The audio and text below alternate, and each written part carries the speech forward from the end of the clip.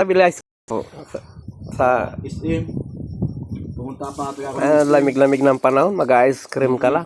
Ganyan talaga pag mga mayaman. Ang flavor nito magnolia. Bali wala yung panlamig ah.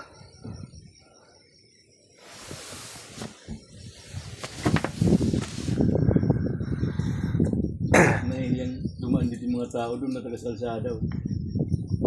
Madulas yata yung sa dinanan mo, no? Diyan ka pala sige dinaan sa bangin. Pag akyat ko, pagod na pagod ako.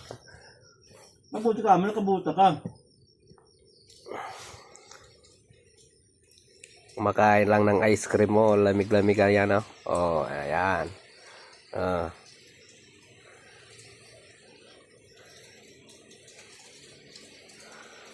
Ice cream lang. May bagyo, pa-ice cream pa rin ang binabanatan, guys.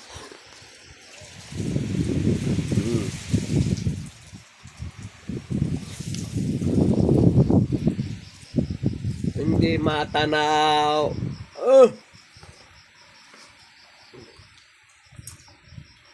Nakakatakot yung tingnan sa video. Ko tingnan mo, panahon, no? Nakakatakot.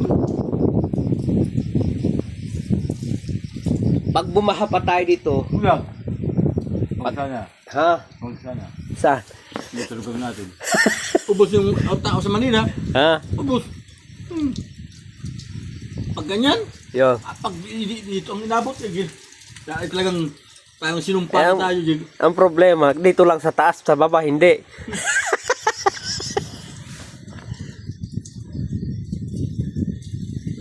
Iniisip ko yung bako kung paano kung abutin yan, paano natin maitulak yan.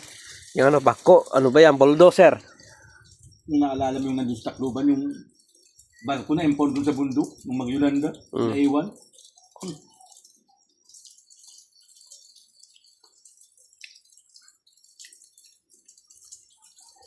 Ngayon ginawa ng pasyalan.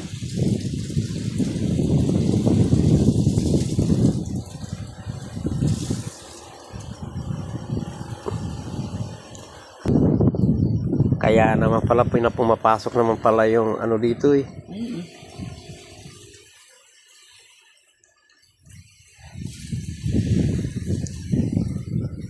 Ang lamig!